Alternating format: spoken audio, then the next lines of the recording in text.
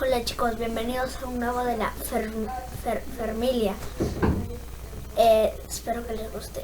Acá vamos a hacer una cosita. Pop, dos tipos de personas poniéndose vinchas. La primera, la que se cree el personaje que tiene la vincha. Por Dios, tengo esta vincha, entonces me tengo que poner como Minnie Mouse. Me tengo que poner una falda de color, un vestido de color rojo con puntitos de color blanco.